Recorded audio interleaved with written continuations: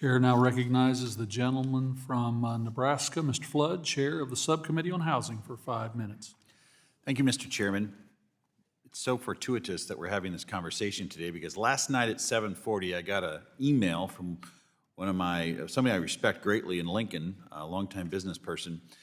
And he writes, Mike, amongst our long list of issues facing our country, I think the biggest issue is our lack of willingness to deal with our growing massive debt. When do we wake up and deal with this issue? The joke of shutting down the government is a minor issue compared to an economic meltdown.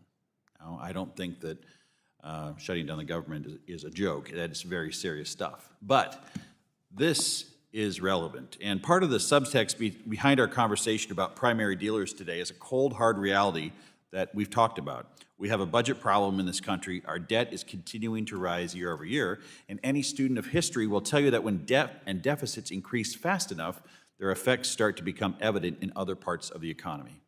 Today's hearing covers one such example of this phenomena.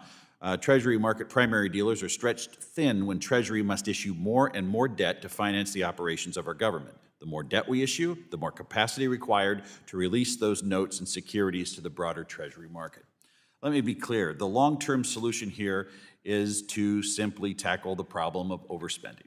We need to get our fiscal house in order. If we curb our deficit and issue less debt, less primary dealer capacity is required. Better yet, if we actually stop running a deficit and run a surplus to start paying down, that's outstanding. However, in this budget environment, a well-functioning and liquid market for treasuries is absolutely essential. And primary dealers are a very important piece of that puzzle. Mr. Tabaki, if Treasury keeps issuing more securities and financial regulation is holding dealers back from purchasing these securities, what happens to interest rates? They're going to have to go up. I mean, you don't have to be a rocket scientist to know that one. So, Mr. Tabaki, the President and Secretary Bessent shared a goal to lower 10-year Treasury yields to make the cost of borrowing more money affordable. They've begun addressing some of those regulations, thankfully.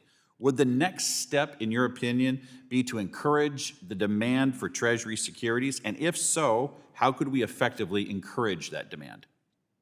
Well, I think you have to make it a little bit both easier and harder, in a way, for the variable buyers of treasuries, which are treasury hedge funds. By easier, I think the funding rate right now is squeezing their spread. Now, they're the variable buyer of treasuries, and because funding rates are elevated, we're squeezing their spread. So we're playing with fire that they're not going to get tired of the treasury market and go on to do something else.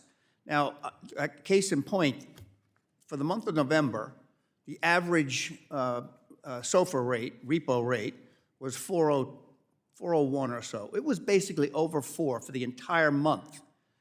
Well, in that month, the Fed reduced interest rates by 25 basis points. There wasn't a real impact on the marketplace because funding rates are higher because of a lack of balance sheet. That's why I'm saying we're playing with fire here. Okay, Ms. Klimple, in your testimony, you highlight the end-user cross-margining as a critical initiative for the market.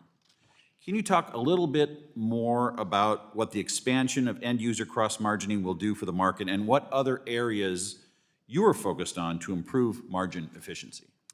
Thank you for the question, Congressman. So FICC and the CME Group have had a cross-margining arrangement in place since 2004 for our common members.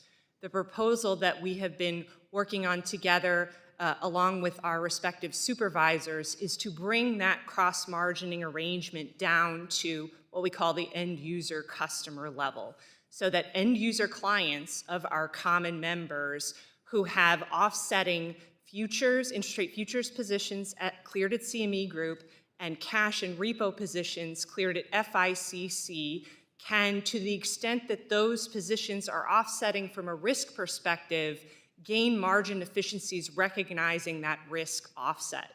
That efficiency is going to improve the capacity of those end user customers to be able to transact Treasury activity and also smooth their implementation of bringing more activity into central clearing in connection with the Treasury clearing requirement. End user cross-margining is also going to improve risk management in the Treasury market by allowing for closer cross-CCP coordination in a default situation, and it's also going to help improve transparency across the asset classes by being able to see the client's activity across the CCPs.